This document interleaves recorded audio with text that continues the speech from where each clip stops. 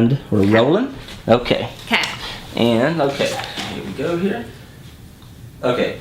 What types of people or things push your buttons and why? Oh my God, everybody does. Okay, not everybody.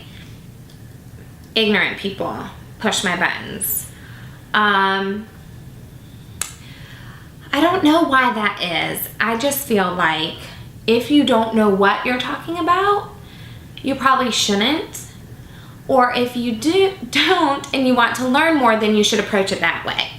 So that kind of gets on my nerves, maybe. There's just a lot of it has to do with politics, probably, or related to that.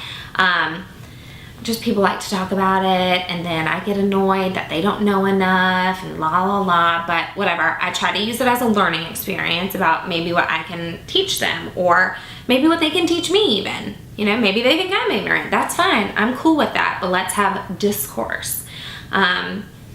What was the other part of that question? What types of people, things push your buttons and why? Okay, so I basically answered it. Okay. Yeah, just people that just don't know what they're talking about. That's all. Okay. And describe your most embarrassing moment. There's so many. I don't know why I embarrass myself a lot. Like I was asking my hubby, oh, what's my most embarrassing thing? And so he had plenty to rattle off about me. And then I was like, what about you? And he said, I don't know that I've ever been embarrassed. Whatever. I mean, he is kind of perfect. That's why I married him. Duh. But no, my most embarrassing moment has haunted me forever. In 3rd grade, I was supposed to end our spring musical with a little ditty, and I was gonna walk down the middle of the aisle and sing to the people on the left and right of me, and it was perfect for me because I was outgoing, and they picked the perfect person to do it. I can't carry a tune, but they didn't care about that. And so it was a boy's job to hand me the microphone with the long cord, and they didn't.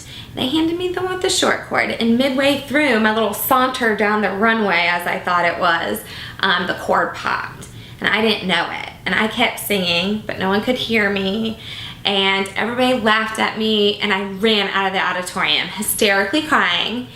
And my mom, being the super sensitive woman that she is, ran after me and said, "God damn it, Miranda," which is my real name, and that's what she called me. You get back out there and you finish what you start. And I was like, I can't, everybody's laughing at me. And she was like, I don't care. And I think she spanked me and like made me go back out there. And I walked back out, and she stopped the rest of the production and was like, she's going to finish her song now. And I had to get back in the lineup and go back down that aisle and finish singing. And I have had stage fright ever since. I have not sang in front of anybody else ever. Not karaoke. I don't care how drunk I was. No. And it actually gives me like hives thinking about having to sing in front of people. So that by far, most embarrassing because it's still like carried on through my life. I cannot get past it. Perfect. If you've watched any episodes of The Next Great Baker, which cast members do you most relate to? Why? Okay, I've watched all of them. I'm kind of obsessed with cake shows because that's how I learned. But, probably Heather. Obviously, we're both from the South. Stunningly gorgeous. Moms, as we found out last season, she was pregnant halfway through. That will not be happening to me, BT dubs. But also, she likes to do pretty cakes, and I would say I do a lot of pretty cakes. Like even my alligator that I did this morning was pretty. You know, it didn't look like all shaded and dirty and mucky. It looked like a cute alligator. And I think that she also likes to focus on wedding cakes, which is primarily what I've been doing lately. But then I feel like I also relate to Buddy because I'm the boss of myself.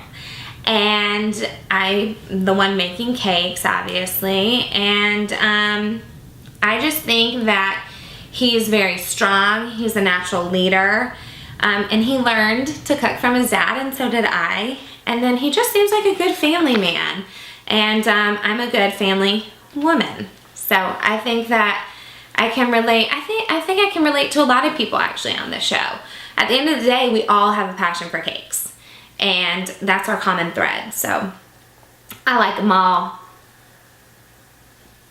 Okay, now this one's a big one. Do you feel your skills are better than the previous contestants on season 1 and 2?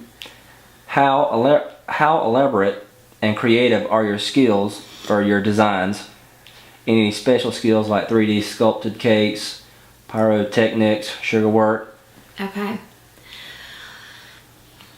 I think that when I look at the audition reels and when I go to the people's websites or company profile pages of the past contestants, all their work looks amazing. So I wouldn't say that I'm better than any of them overall. Maybe I'm better at certain things, but I wouldn't say that I just blow any of them out of the water. Hopefully I do in some areas, but I feel like my specialties were definitely the 3D sculpted cakes. The more trips I had to make to the home improvement store on a cake, the better. If I was having to buy plumbing flanges, if I was having to buy PVC pipe and things like that and LED lights, then I thought, yeah, this person's getting a pretty badass cake. And those are the kind that I really like to do. I don't offer single tiers or sheet cakes or anything like that. So really you're only going to get tiered or 3-dimensional cakes from me. And so I do. I've done plenty of them and I thrive on doing them, and that's what really makes me have a lot of fun in caking. And then obviously beautiful wedding cakes. I like that too. So that's kind of my wheelhouse. Did I answer all of that part? Oh yeah. Okay. Okay. Tell us about your food industry experience, culinary school jobs, cooking classes, or self-taught, and do you have pastry or other baking experience besides cakes? No. I don't have any experience. I've never even been a waitress or a hostess or a busser. Just kidding. I worked at TCBY. Okay, I worked at TCBY for like a few months in high school. I totally forgot about that. So I'm good at a mean parfait. I can do that. But no, I've never been like in a restaurant per se. And I'm all self-taught, but I actually say that I've been taught by the best in the business. I've been taught by Marina Sousa and Joshua John Russell and Ashley Vicos and Buddy Velastro. They all taught me. I watched their shows. I watched challenges. I watched Fabulous Cakes. And I absorbed what they said. I jotted it down, made mental notes. I watched YouTube videos, and I just got in the kitchen and I worked really, really hard. And I just have, now I've actually taught classes, and I've never even really been to one. I went to one high heel making class with Wayne with Swank Cakes, and they're my friends, and it was an excuse to see them. Even though I'd made many high heels before, I thought, yeah, why not go and make a weekend out of it? So that's the only class I've ever taken before. And now I'm offering them this summer. So it's been an amazing ride. I can't believe what I've actually been able to teach myself, and what the internet's a magical place, and I owe everything to it and TV. So technology, that's where it's at. I'm gonna stop it right there again.